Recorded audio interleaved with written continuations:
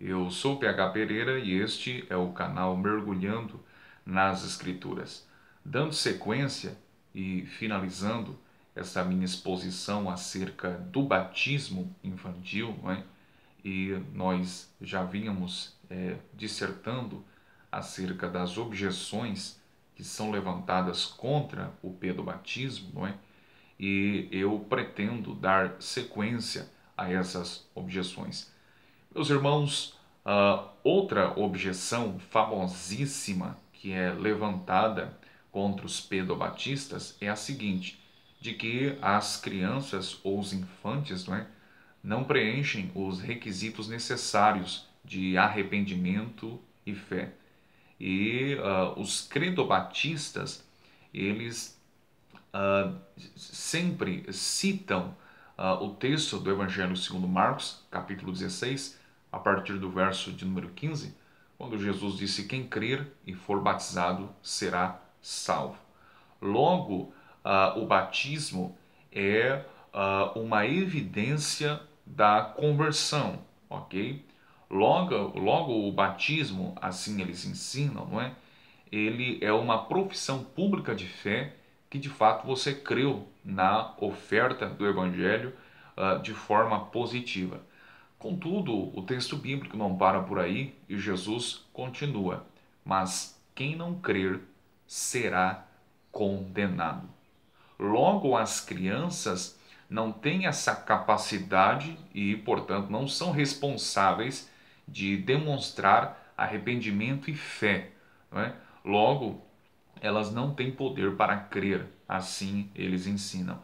Meus irmãos, todavia, seguindo este pensamento, não é, que é necessário de crer para desta forma então ser batizado, eu penso que esse é um pensamento antilógico, porque o texto continua dizendo: aquele que não crer será condenado.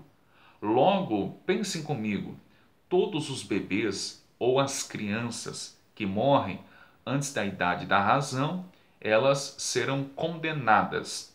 Isto é, perecerão eternamente no inferno. Por quê? Porque elas não creem.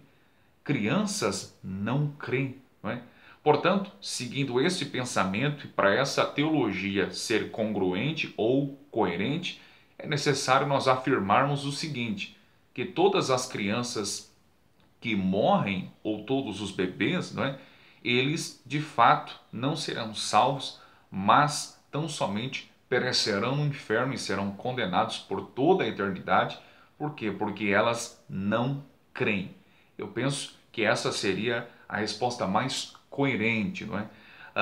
Meus irmãos, nós devemos de atentar para o seguinte: o apóstolo Paulo ensina em sua carta aos Romanos, capítulo 4, verso de número 11, que a circuncisão da antiga aliança, ela era tida como o selo da justiça da fé. Aí vem a pergunta: qual a fé que um infante de 8 dias de nascido, não é, tinha para exercer? Resposta, obviamente, não é? Nenhuma. Todavia, o apóstolo Paulo ensina que a circuncisão, que era aplicada no 8º dia do menino judeu, era de fato o selo da justiça da fé. Contudo, os bebês não criam, não tinham como exercer e demonstrar sua fé. Todavia, eles entravam para a aliança. E como é que eles então entravam para a aliança? Muito simples. Eles entravam para a aliança, com base na fé dos pais. É exatamente o que o apóstolo Paulo ensina em sua primeira carta aos Coríntios, capítulo 7, verso de número 14, quando diz que os pais, ou melhor, os filhos, eles são santificados pelos pais crentes, ou pelo menos um dos pais são crentes, os filhos são santos, são santificados. A palavra grega que aparece ali no texto é hagios, que por sua vez significa separados do pecado ao ponto de voltarem-se para Deus. Qual é o sentido de ser santificados, os filhos, os crentes? É no sentido de desfrutar das bênçãos espirituais que os seus pais recebem da parte do Deus Todo-Poderoso. E é mais provável, ou melhor, é muito mais provável, meus irmãos, que este filho de crente, não é, que nasceu em um lar cristão, é mais provável que quando ele chegue na fase adulta, ele conheça Cristo, a fé, e venha, não é, ao Evangelho com mais facilidade do que se porventura ele fosse filho de pais descrentes. Este é o sentido de ser santificados. O que eu acho mais interessante, meus irmãos, é que os filhos sempre foram inclusos na aliança. Nós temos a aliança que Deus fez com Adão, os filhos foram inclusos. Nós temos a aliança que Deus fez com Noé, os filhos também foram inclusos. Nós temos e vimos alianças que Deus fez com Moisés, com Davi, enfim. Todavia, os filhos não ficavam de fora, os filhos entravam para a aliança. Deus é um Deus de alianças e Ele quer que esta aliança alcance também a sua família e a sua casa, ok? É interessante nós atentarmos para isso. Meus irmãos, há uma outra objeção que é levantada contra, dizendo que é necessário às crianças, e é mais correto e bíblico, não é? Correto e bíblico seria apresentá-las ao invés de batizá-las. Por quê? Porque Jesus, nos evangelhos que nos apresentam, ele foi apresentado e não batizado. É interessante nós atentarmos para isso, e os mesmos que levantam essa objeção nos acusam de modernos cristãos judaizantes, não é? Por que modernos cristãos judaizantes? Porque nós vemos o batismo cristão como sendo a substituição da circuncisão na antiga aliança. Portanto, a circuncisão não foi abolida, mas substituída pelo batismo cristão na nova aliança.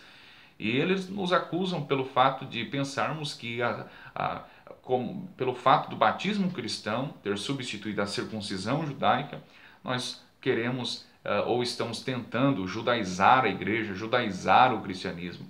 Todavia, meus irmãos, essas pessoas que nos chamam de cristãos judaizantes, pelo fato de defender essa posição, devem de atentar que, para se ter coerência, eles também são cristãos judaizantes. Por quê? Porque a atitude, a prática e o costume de se apresentar crianças não é oriunda ou proveniente do cristianismo. Contudo, é oriunda exatamente do judaísmo. Portanto, é dos dois lados, não é? Se somos cristãos judaizantes, vocês também são, porque vocês adotam a prática ou o costume de apresentar crianças, que é uma prática proveniente do judaísmo. Contudo, eu vejo a questão da apresentação de crianças nas Escrituras, não só o caso de Jesus, mas nós temos exemplos, como no Antigo Testamento, exemplos de Samuel, que foram apresentados, Sansão, nós temos também João Batista, não é? E temos Jesus. Todavia, essas apresentações têm uma conotação e faz uma referência ao ministério que eles deveriam de exercer quando eles chegassem na fase adulta. Por exemplo, Samuel fora apresentado, não é? Como fruto do voto de sua mãe, a Ana, não é? Ele fora apresentado e futuramente iria exercer o seu ministério sacerdotal.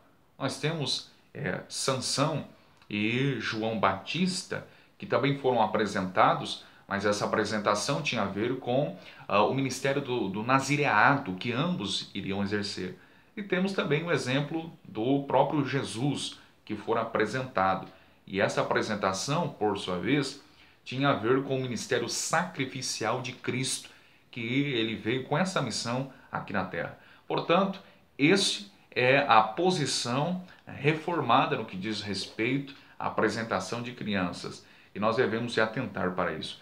Meus irmãos, ressaltando, sintetizando e recapitulando tudo o que lhes apresentei, o batismo cristão é, dentro da teologia reformada, o símbolo do selo da aliança e do ingresso no corpo ou na igreja visível. Esse batismo, por sua vez, não tem conotação ou não é sinônimo de salvação.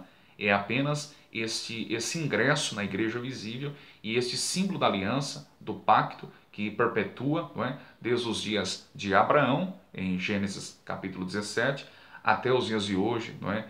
E esse pacto, os filhos, as crianças eram inclusas, e Deus não quer que os infantes fiquem de fora da aliança. Os pais fazem parte da aliança, todavia os infantes também devem de fazer.